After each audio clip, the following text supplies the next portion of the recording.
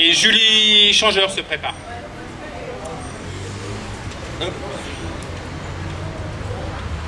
Bonjour à toutes et à tous, moi c'est Lies Boudidé-Alasser, donc du 20e arrondissement, secrétaire fédéral à la jeunesse.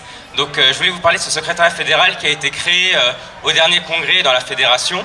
Son but, c'est d'organiser des actions militantes dans tous les arrondissements, d'effectuer de la formation auprès des jeunes, rencontrer des élus, organiser des débats, des cafés politiques et des moments conviviaux. Et l'objectif de ce secrétariat fédéral, c'est vraiment aujourd'hui de lutter contre la politique d'Emmanuel Macron vis-à-vis de la jeunesse. On voit aujourd'hui, dès le début, avec la réduction dans l'urgence des APL, que la jeunesse n'était pas la priorité d'Emmanuel Macron pour son quinquennat. 5 €, ça correspond quand même à une partie non négligeable d'argent de poche ou de bourse pour des jeunes, pour se loger. Et également, avec la réforme de Parcoursup, on voit aujourd'hui qu'il y a énormément de frustration et qu'il y a l'instauration d'une compétition entre les étudiants pour quand même un passage entre le lycée et l'enseignement supérieur. Et aujourd'hui encore, il y a 20% des jeunes qui n'ont pas d'établissement d'enseignement supérieur. Donc ça, nous, on est foncièrement contre. Également pour la loi Elan, il y a vraiment une mise en difficulté du logement social. Or, les jeunes sont particulièrement éligibles à ce logement social. Nous, on traite la jeunesse dans le sens large, donc aussi l'entrée dans la vie active, et donc des revenus qui sont inférieurs ou instables, avec des revenus précaires ou à durée déterminée.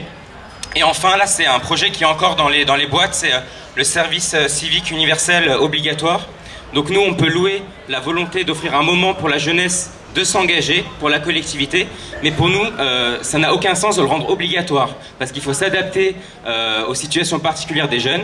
À tous les coups, ce sont encore les jeunes les plus favorisés qui vont avoir les stages les plus intéressants, les expériences les plus formatrices. Et donc nous, on pense qu'il faut permettre aux jeunes, dans leurs études et selon leur volonté, de prendre du temps, 6 ans ou 1 an, pour donner du temps à la collectivité. Et aujourd'hui, ce qu'on voit sur le terrain, c'est que les jeunes sont assez d'accord avec notre message, ils sont assez réceptifs, ils adhèrent à nos idées, mais ils ne veulent pas s'engager.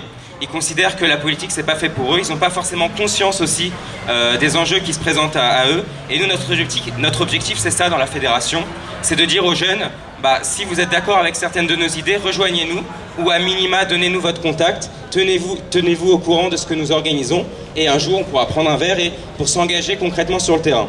Parce que c'est aussi une problématique des jeunes. Aujourd'hui, on milite beaucoup en ligne, on partage des pétitions, mais sur le terrain, il y a peu de monde. Et nous, notre rôle, voilà, c'est ça, c'est d'un peu d'agiter la jeunesse pour faire face à la politique d'Emmanuel Macron. Et bien sûr, on sera présent pour les élections municipales et européennes avant, parce que la question de la jeunesse, on le voit avec Erasmus, avec des bourses européennes, avec l'objectif de mettre les jeunes européens, mettre à niveau les jeunes européens en termes d'éducation. Voilà, c'est vraiment des objectifs que nous on défend et qu'on va défendre jusqu'au bout. Voilà, merci.